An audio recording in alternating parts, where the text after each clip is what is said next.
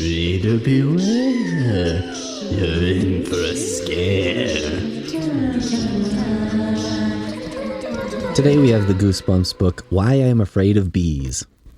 First off, the main character is Gary Lutz, who I knew even from the spelling as a writer of weird books with names like Partial List of People to Bleach. However, I just recently learned that the individual I knew under that name is now known as Gabrielle Lutz and has come out as a transgender woman just a couple of years ago, in conjunction with the release of a new book. And apparently, Gabrielle was in the conversation for a Nobel Prize, although someone at the New Republic put Gabrielle's odds at 20-1. That tied her with Cormac McCarthy and Don DeLillo, so I guess there was more than a ghost of a chance there. I didn't see myself on the list or any numbered odds. So, Gabrielle is doing a lot better than I am. Anyway, the main character of this book being Gary Lutz was a huge distraction that I don't think R.L. Stine intended, which makes sense. It's not like I knew about Students of Gordon Lish when I was like 10. Lutz is one of Stine's best characters, a lovable loser. When they play baseball in his neighborhood, they have a special Lutz rule, which is that Gary gets 4 strikes. It's one thing to suck at baseball, it's another to get a little bit of an advantage, but for the rule to be named after you, that's pretty bad for Gary. There are a lot of little things like this which causes Gary to take up the opportunity to take a vacation from himself, a la Total Recall. Person-to-person vacations is like a cross between Total Recall and The Fly.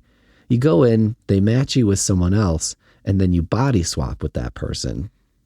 1-800-555-SWAP is my second piece of low-key Goosebumps merch I'd like to make, but I haven't got around to it yet. Maybe by the time this episode actually shows up, I will. Gary goes in, and by the way, the office is in a strip mall. It looks like a dentist's office, which I like. A lesser writer would put it in some big evil corporate building or something, but Stine is like, yeah, just an insurance office is fine. Gary decides to go for the body swap because, well, they have baseball rules named after him, and to his surprise, a cool, handsome, athletic boy wants to switch places almost right away. It turns out that this is because this kid has a big math test, and he's a moron, so he's totally willing to switch bodies so Gary can pass his test for him. I think the most shocking part of this book is that Gary and the other kid are just clients of this business, apparently. And the people who run it are like, sure, we don't need parental consent or anything. To swap bodies with someone else?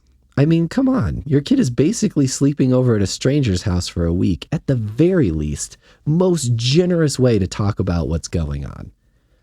Anyway, during the body swap, a bee flies in the window, and Gary ends up in the bee's body instead of the other kid's body. The rest of the book is a series of terrors as Gary is almost killed, like constantly, by cars or stomping feet or other bees or really anything and everything. Anyway, things mostly work out. Everyone gets back into their proper bodies, including the handsome bro who had a bee in his body for a couple days, which seemed to be less disastrous than you'd expect. There was a 25th anniversary edition of this book, I guess for me and like 5 other maniacs, and the Goosebumps wiki lists the differences, which I love. First we had the 25th anniversary retro set uses white text for the tagline. The original cover used black text. Wow. The 25th anniversary retro set updates some of the computer terminology that Gary uses. There are also some notable differences from the original. For example, the line, "Computer note, one of the electronic bulletin boards I'm connected to on the computer," is changed to Computer Note, one of the forums I like to read. The phrase electronic note is replaced with post. Taco chips is replaced with tortilla chips. This change is not present in the 2018 ebook, however. Now, does this mean that people no longer know what taco chips are?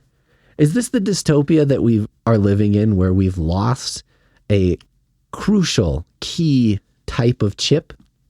And am I the only one who thinks that Doritos used to be generously dusted with flavor and are now maybe half as dusted with flavor as they once were? When are they going to release extra dust Doritos, guys? When?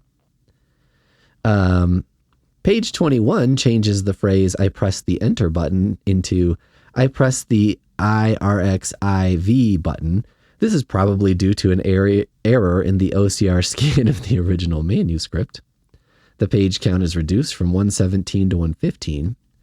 The username EcoScare95 is changed to just EcoScare. I guess they didn't want to put a number. Do people not put numbers at the end of their email addresses anymore? Is that like a, secret Gen X thing that we're just discovering now? A mention of Lycra is removed. Fair. Blue muscle shirt is just changed to blue shirt. See how we've gotten less colorful and interesting? Hip hop dance is changed to rhythmic dance. That doesn't really make sense, but okay. And monitor is changed to screen. Now here's the last thing that's really interesting about why I'm afraid of bees. Because I actually really enjoyed this. This was probably one of the best ones I read. And there was some level of scandal that kind of surrounded this book. So at some point, Stein probably started using ghostwriters, which came up in a lawsuit because it would have violated his contract to do so. Which, I mean, dudes, this was book 17 of the Goosebumps series, and it came out 20 months after the first book. Like, do you seriously expect that kind of output from one man? Now, Stein says he never had his books ghost written for him, but he did say that other writers would do extensive outlines that he then rewrote. Why I'm Afraid of Bees would be the first book to have been done this way. And to be honest, it's pretty solid. If this is the result of ghost writing or phantom outlining or whatever he wants to call it, I'm for it.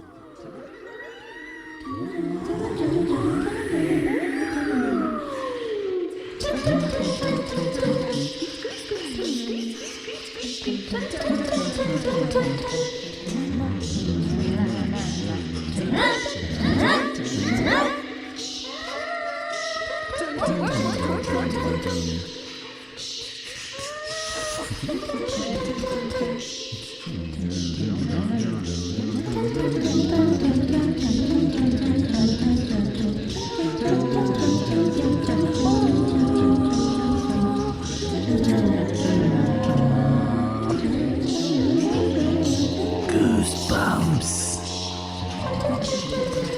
Reader beware, you're in for a scare.